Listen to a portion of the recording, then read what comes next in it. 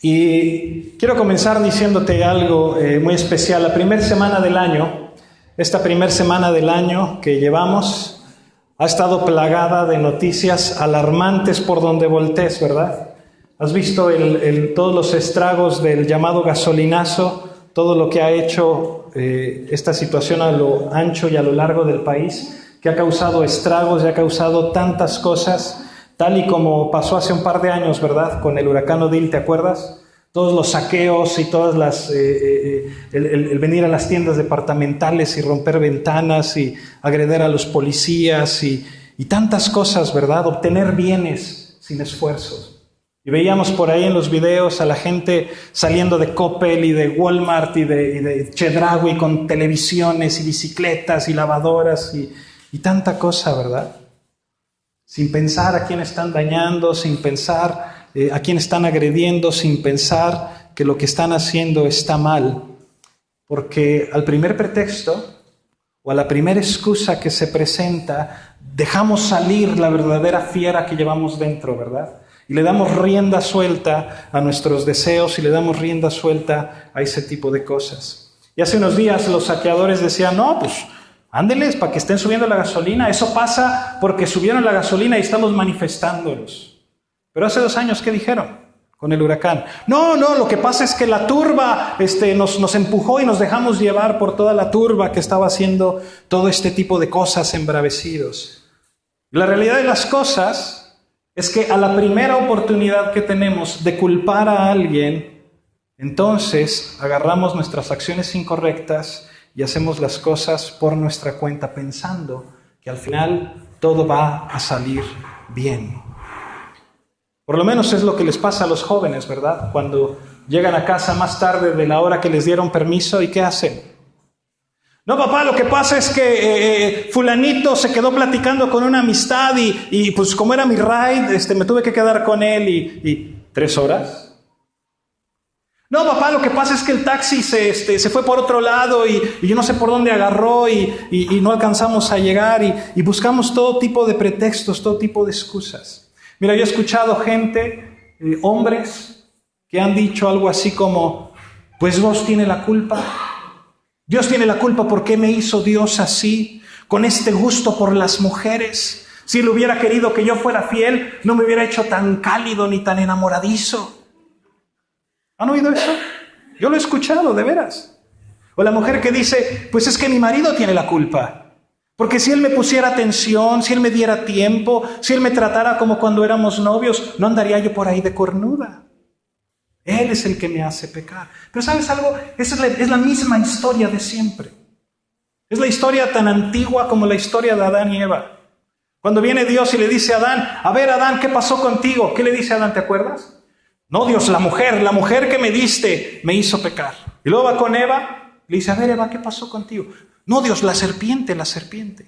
Y le echamos la culpa a alguien más, ¿verdad? Y en el caso de Adán, se le echó a 2. La mujer que tú me diste. O sea, a fin de cuentas, tú tienes la culpa. ¿Para qué me das esta mujer? ¿Te das cuenta? Buscamos pretextos. Y la cosa es que cada vez la situación se pone más difícil.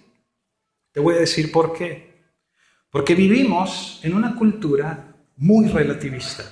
En una cultura en la que todo depende de cómo tú lo veas. Porque lo que para ti ahorita es inaceptable, para alguien más a lo mejor es aceptable.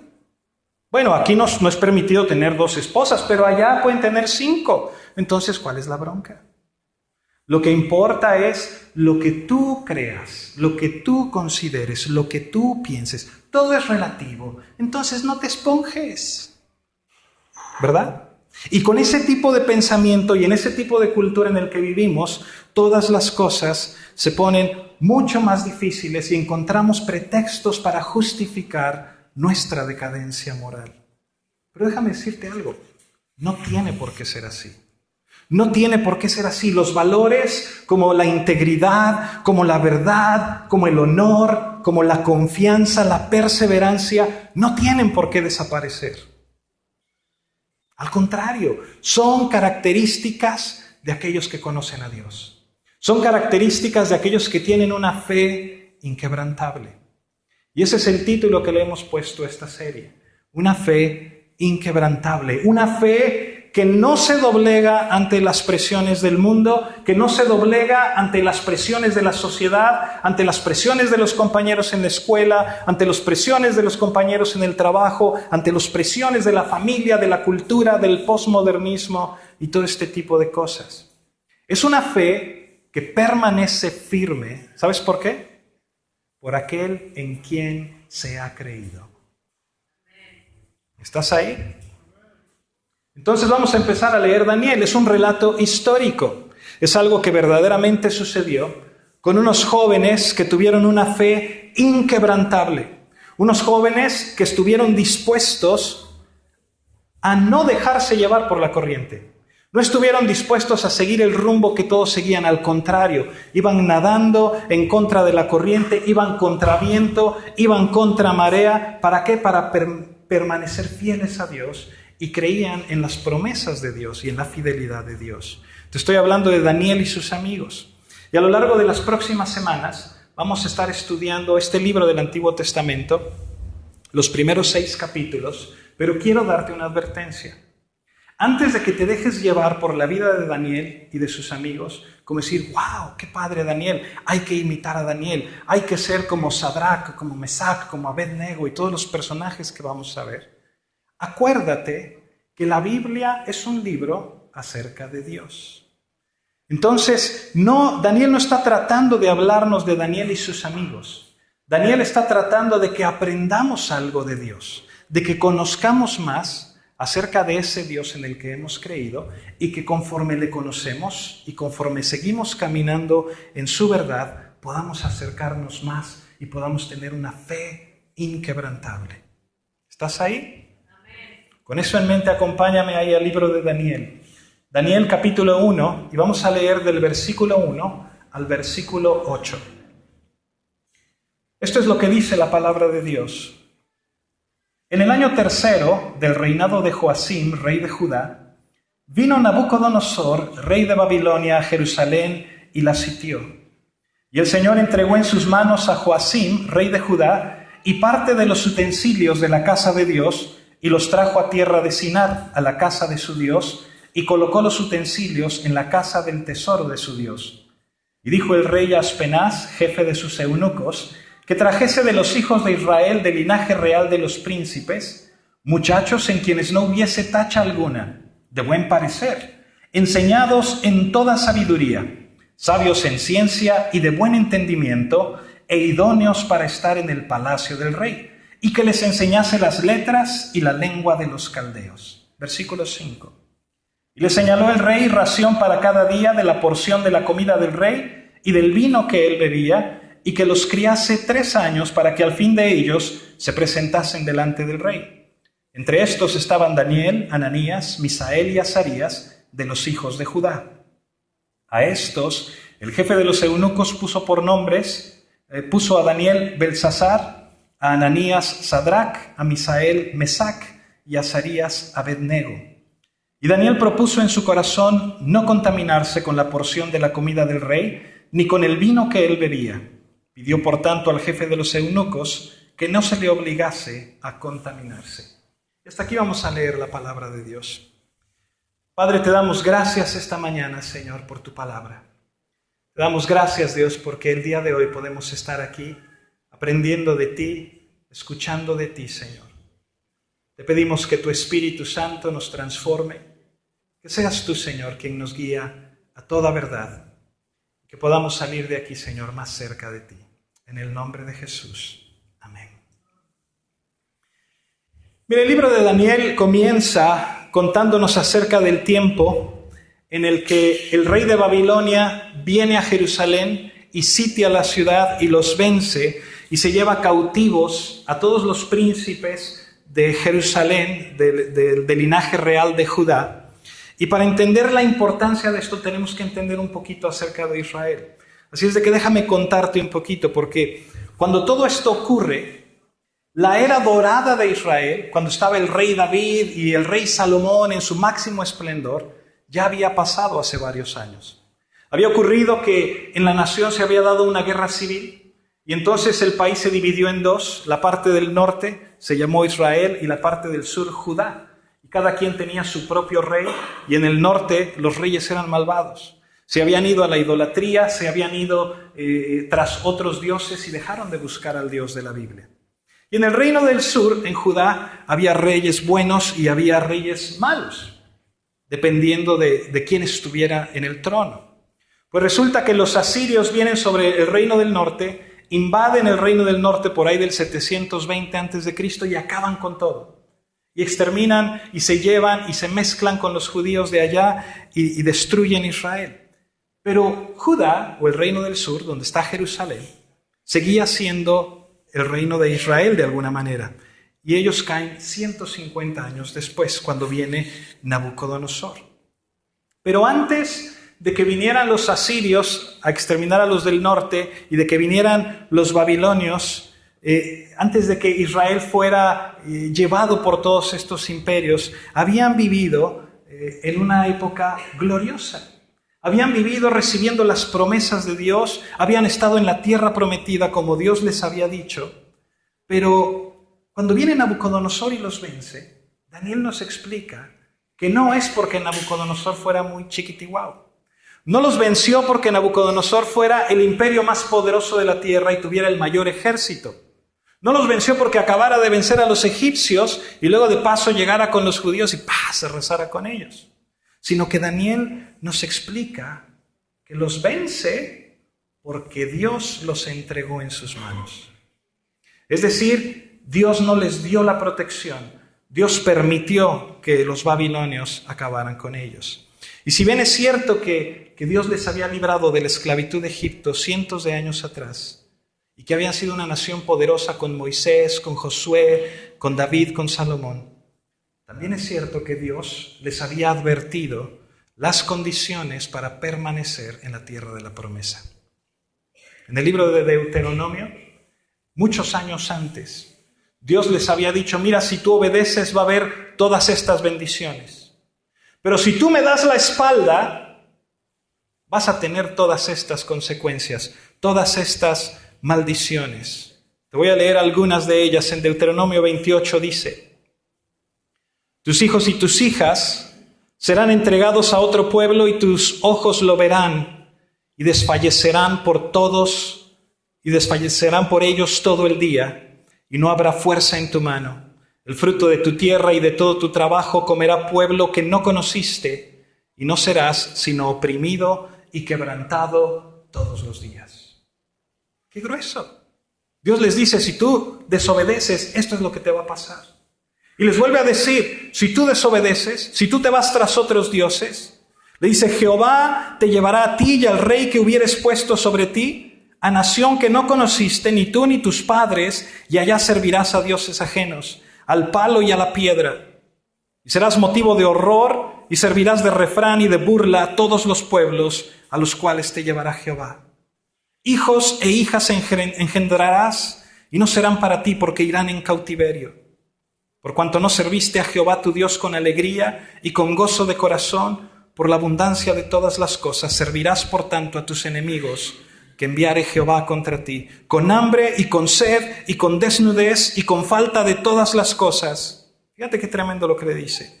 Y él pondrá yugo de hierro sobre tu cuello hasta destruirte. Jehová traerá contra ti una nación de lejos, del extremo de la tierra, que vuele como águila, nación cuya lengua no entiendas. Gente fiera de rostro que no tendrá respeto al anciano ni perdonará al niño y comerá el fruto de tu bestia y el fruto de tu tierra hasta que perezcas y no te dejará grano, ni mosto, ni aceite, ni la cría de tus vacas, ni los rebaños de tus ovejas hasta destruirte.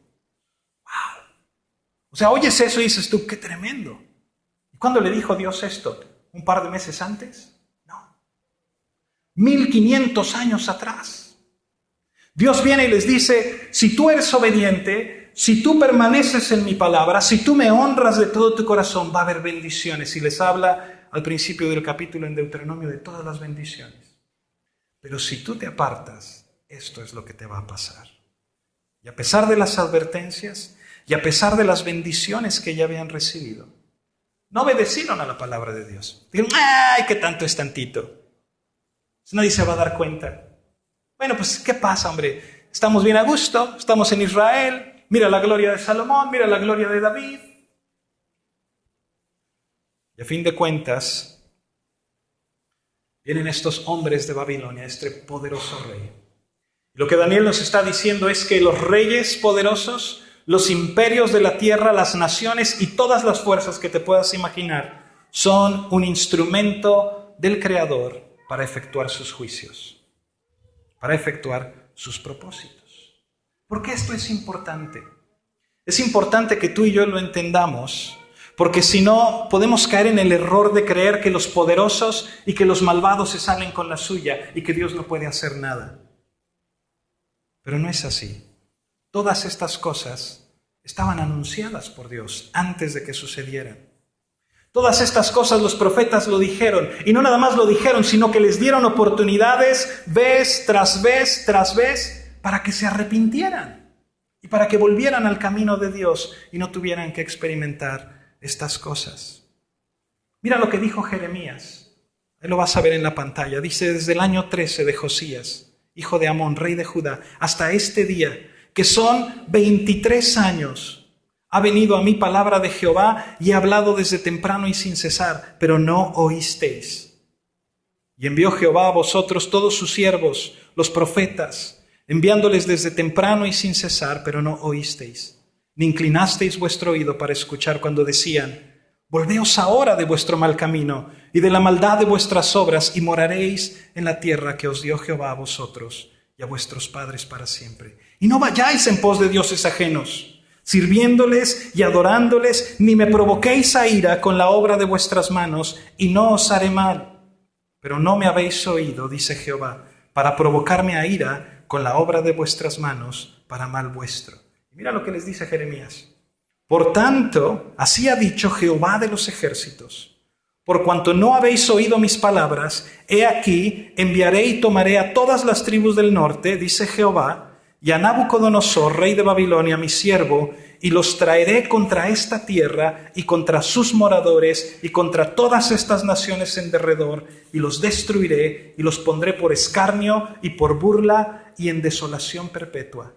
Y haré que desaparezca de entre ellos la voz de gozo y la voz de alegría, la voz de desposado y la voz de desposada, ruido de molino, luz de lámpara. Toda esta tierra será puesta en ruinos y espanto, y servirán estas naciones al rey de Babilonia 70 años. ¡Wow! Más claro ni el agua, ¿verdad? El profeta les advierte. El profeta les dice, y todas estas cosas se cumplieron. De hecho, sucedieron en 3 etapas. Primero llegaron y se llevaron a los príncipes, que fue Daniel y sus amigos y los príncipes de Judá. Y luego, unos años después, vinieron y se llevaron a los líderes intelectuales, a los artesanos, entre ellos iba Ezequiel. Y luego, en la tercera etapa, vinieron y acabaron con todo. Destruyeron el templo de Salomón, destruyeron el arca, destruyeron toda la ciudad, quedó hecho escombros, quedaron palos y cenizas y piedras, y era aquello desolado y tremendo. Era tan horrible pasar por Jerusalén, que en aquella época los pueblos usaban la palabra de Jerusalén como escarnio. Vas a terminar como Jerusalén. Si sigues así vas a acabar como Jerusalén. Mira, ¿dónde está su Dios?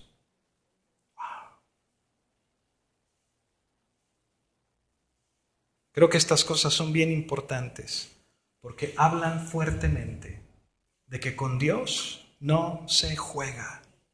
Sí, ese Dios maravilloso, ese Dios misericordioso, ese Dios benevolente que de una nación de esclavos hizo una nación de sacerdotes y de reyes, el mismo Dios que prometió bendecirles de manera exorbitante si obedecían, es también el que advirtió: si desobedeces, todo esto te va a ocurrir. Es el Dios que cumple su palabra.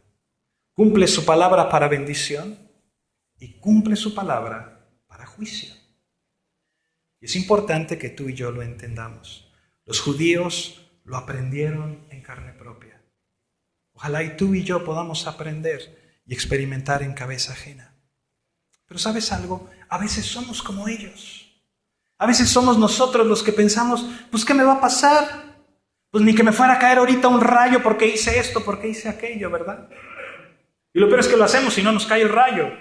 Y entonces nos sentimos todavía más motivados a seguirle dando vuelta a la hilacha. Pero cuando entonces vienen las consecuencias de nuestro pecado, cuando nos alcanzan, cuando nos meten en la prensa y empezamos a sufrir, entonces sí venimos y decimos, Señor, perdóname.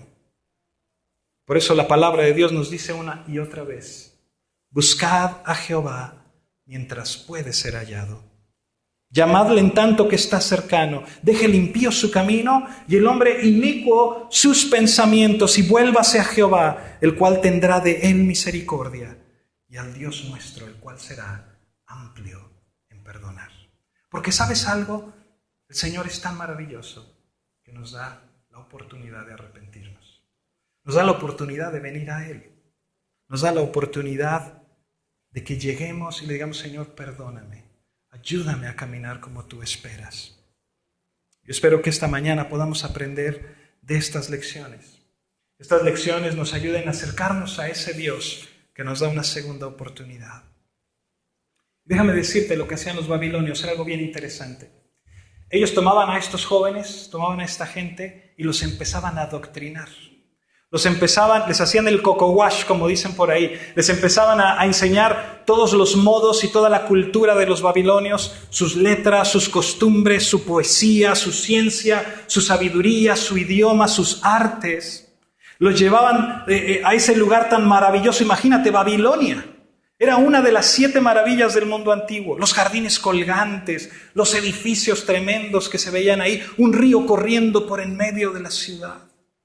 Y todos estos jóvenes que venían cautivos, generalmente de países agrícolas y culturas un poco menos desarrolladas, los traían a este lugar y ¡guau! Se les caía la baba. Se les caía la baba y decían, mira nada más esto está tremendo. Y entonces lo que hacían es que una vez que los adoctrinaban y los convertían a la cultura babilónica, el rey los tomaba y los mandaba como gobernadores o como virreyes a regir sobre los países que habían conquistado. Y quedaban como una extensión del emperador. Por eso en Jerusalén se encuentran estos jóvenes. Y mira el versículo 3. Fíjate cómo eran. Dice que eran hijos de Israel del linaje real de los príncipes. ¿Cómo eran estos muchachos? Muchachos en quienes no hubiese tacha alguna, de buen parecer, o sea que estaban bien guapetones, así como tú, enseñados en toda sabiduría. Qué bueno que no vinieron aquí, si no nos hubieran llevado a todos, ¿verdad? Sabios en ciencia, de buen entendimiento e idóneos para estar en el palacio del rey y que les enseñaran de todo, todas las letras, toda la lengua de los caldeos. O sea, eran jóvenes apuestos, jóvenes sin defecto, inteligentes, brillantes, sabios, prudentes, material de palacio, ¿verdad? Como príncipes. Por eso dice idóneos para estar en el palacio del rey. Y el plan era que estuvieran ahí 3 años y en el curso de ese tiempo tuvieran una inmersión intensiva en la cultura babilónica. Y si sigues leyendo, se trataba de lo mejor de lo mejor. Es como si Estados Unidos llegara a invadir a Salvador y se llevara a la gente del Salvador a la Casa Blanca. Y les dieran de comer de todo y les dieran los carros más chiquitiguau y los mandaran a estudiar a Harvard. Y después de estudiar en Harvard y de experimentar todo lo maravilloso de allá, los mandaran de retache al Salvador como virreyes, como gobernadores. ¿Quién no iba a querer eso? ¿Verdad? Eso es lo que hacían. Mira el versículo 5. Dice que le daba una ración de la comida del rey. ¿Te imaginas lo que comía el rey de Babilonia? El mero papas fritas de todo el imperio. ¿Te imaginas lo que había en su mesa? Le daba una porción de la comida del rey, del vino que él bebía, y que los cría hace 3 años para que al fin de ellos se presentasen delante del rey. Y ahí estaban Daniel, Ananías, Misael y Azarías, de los hijos de Judá.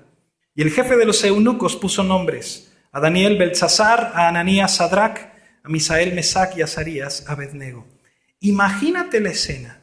Lo mejor de lo mejor en la mesa.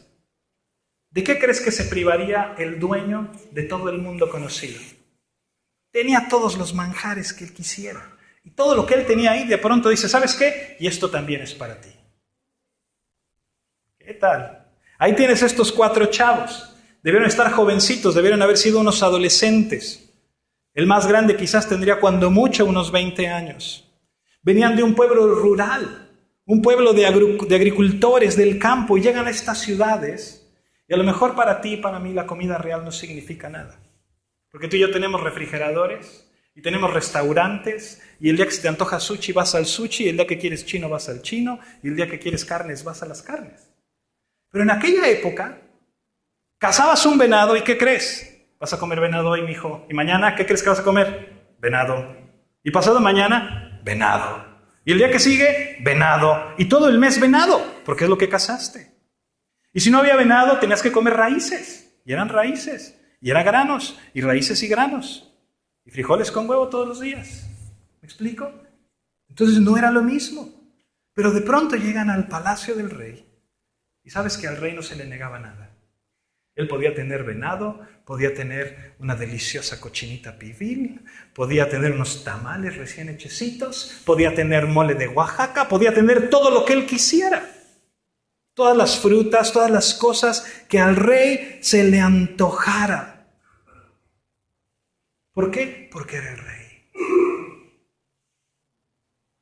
Los chiqueaban tanto que hasta les habían puesto nombres babilónicos. Belsasar, Sadrach, Mesac y Abednego. En otras palabras, le están diciendo, chavos, ustedes ya son de los nuestros. Ustedes son de nuestro equipo, ustedes ya son de Babilonia, son parte del gran imperio. No se preocupen, ya la tienen hecha. ¿Y te has fijado que es la misma manera en la que funciona nuestro mundo? Exactamente así funciona el mundo en la actualidad. Tú vístete con camisas de 2,000 pesos. Tú cómprate los tenis Nike más fifirufos y más caros que veas en el mercado. Tú cómprate un reloj que vale lo doble que el sueldo de Margarita que trabaja en el Oxxo. Y no salgas del Starbucks tomándote un cafecito de 90 pesos cada 2 o 3 días y entonces vas a ser de los nuestros. Ahora sí eres una persona de éxito. Es lo que dice nuestro mundo, ¿no es cierto? Pero no nada más eso. Tienes que hablar a punta de majaderías. Porque si no hablas con groserías, pues ¿qué te pasa? ¿Quién eres tú? Especialmente las chicas, ¿no? Ay, no te juntes con ese santurrón, qué flojera, ¿no? Y pum, pum, pum, una tras otra, tras otra. Y no nada más tienen que decir groserías, sino que las tienen que decir a todo volumen. Tienes que decirlas en voz alta. ¿Verdad? Y si eres hombre, tienes que verle las piernas a la chava que va pasando. Y cuando el compadre viene y te dice, mira, ya viste, tienes que voltear y tienes que verla. Y tienes que decirle, sí, ya vi. Porque si no, no eres de los nuestros. ¿Me explico? Es lo mismo que pasa el día de hoy. No eres de los normales, eres de los raros. Es una presión muy real, hermanos. Es una presión verdadera, muy intensa. Y a veces creemos que nada más los jóvenes viven con esas presiones en la escuela.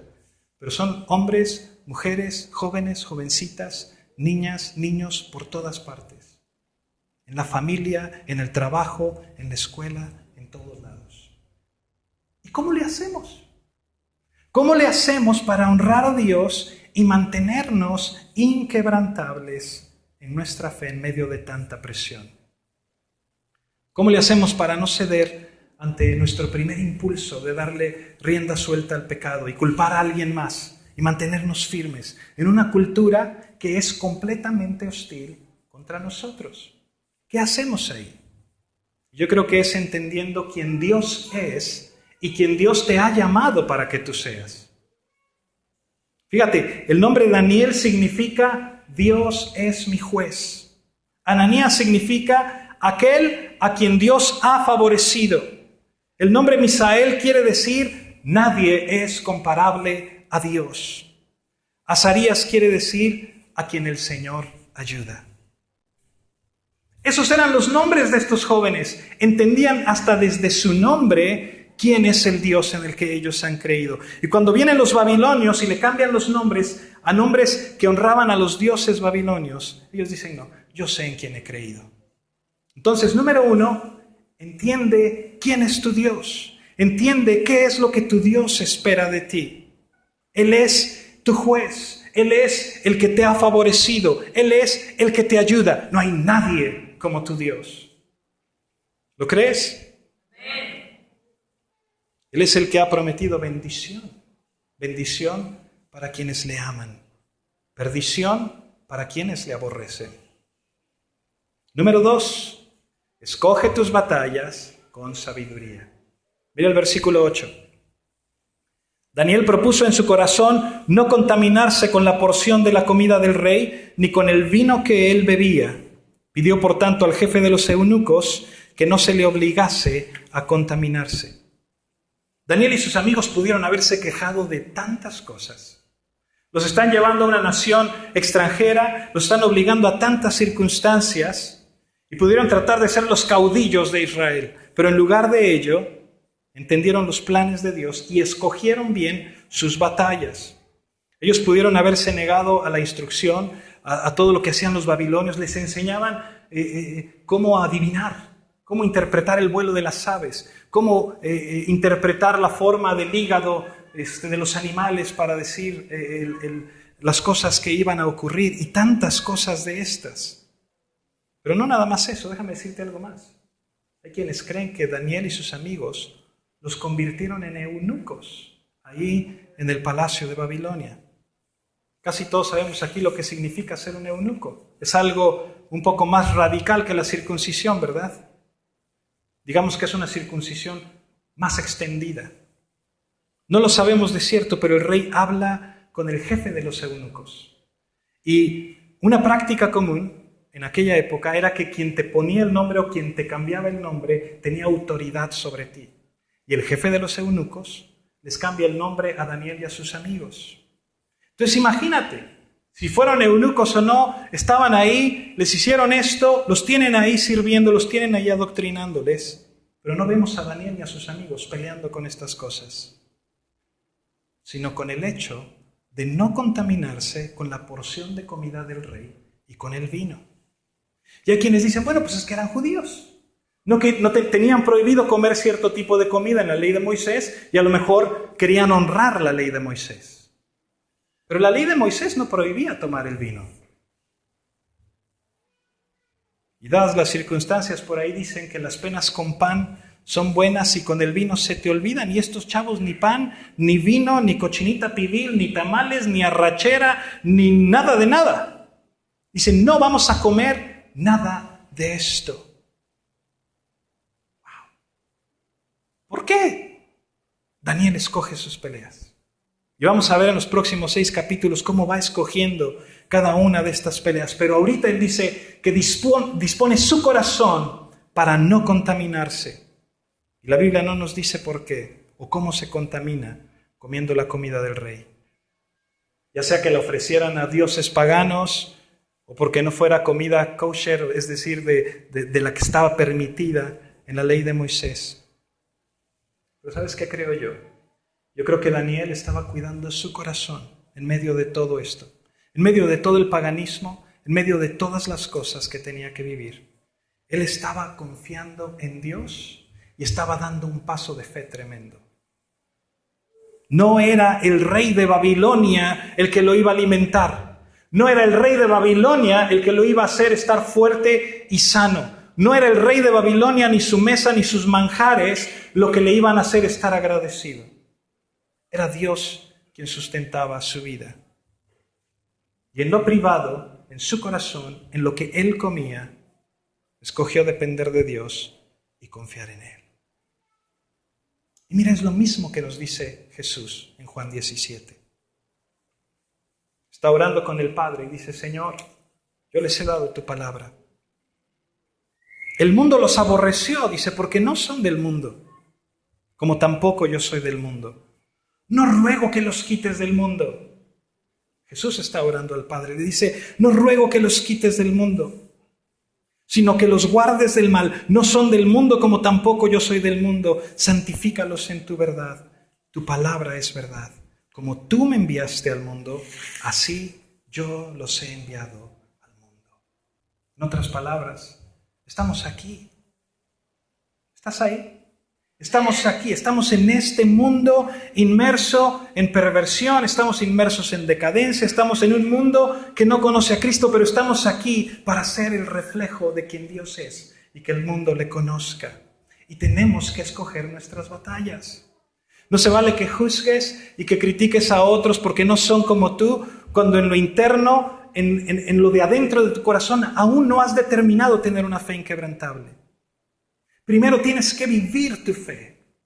Por eso Jesús, cuando llama a Mateo de la mesa de los impuestos y le dice, sígueme, y se va a comer con Mateo a su casa, y llegan los publicanos y llegan los pecadores, están ahí los fariseos, bien sácale punta. Y le dicen a los discípulos, uy, tu maestro se junta con pecadores y publicanos. ¿Y sabes qué les contesta Jesús? Les dice, los sanos no tienen necesidad de médico, sino los enfermos. He venido a llamar a los pecadores, no a los justos. Lo que Jesús les estaba diciendo, ¿tú te crees muy justo? ¿Tú te crees que ya llegaste? ¿Tú te crees que ya la armaste y andas criticando a todo el mundo? ¿Sabes qué quiere decir eso? Quiere decir que tú no me necesitas a mí. Si tú eres de esos que son prontos para juzgar, para señalar a los demás, dice, tú no necesitas a Cristo, porque Él vino por los pecadores, por los injustos. Y te digo porque a veces agarramos batallas que no nos corresponden y criticamos a unos por idólatras y criticamos a otros por fiesteros y criticamos a otros porque se la pasan en el Facebook criticando a otros. Y nos volvemos intolerantes y nos volvemos soberbios y nos volvemos antipáticos. Y lo peor, nos sentimos caudillos de Cristo. No, escoge bien tus batallas. Escoge bien tus batallas. Propone en tu corazón no contaminarte. Propone en tu corazón honrar a Dios. Propone en tu corazón vivir como es digno de Cristo. Escucha las palabras de Jesús. Les dice a los fariseos, misericordia quiero, no sacrificio. Quiero un corazón misericordioso. Quiere decir que podamos vivir la vida a través de los ojos de Cristo. Daniel y sus amigos tuvieron que vivir una experiencia espantosa, terrible, desterrados. Nunca volvieron a su nación. Nunca vieron de nuevo el templo de Salomón. Nunca vieron sus casas. Sufrieron como nadie, como vamos a ver a lo largo de estas semanas. Pero ¿sabes algo? Su corazón estuvo en el lugar correcto. Aprendieron a ver a Dios en las circunstancias de su vida y aprendieron a ser inquebrantables en su fe. Mi invitación esta mañana para ti es que conozcas a Dios tal cual es. Que al entender quiénes somos en Él, podamos escoger esas batallas que nos ayuden a honrarle a Dios como es digno de Él. ¿Lo crees? ¿Por qué no te pones de pie? Déjame orar por ti.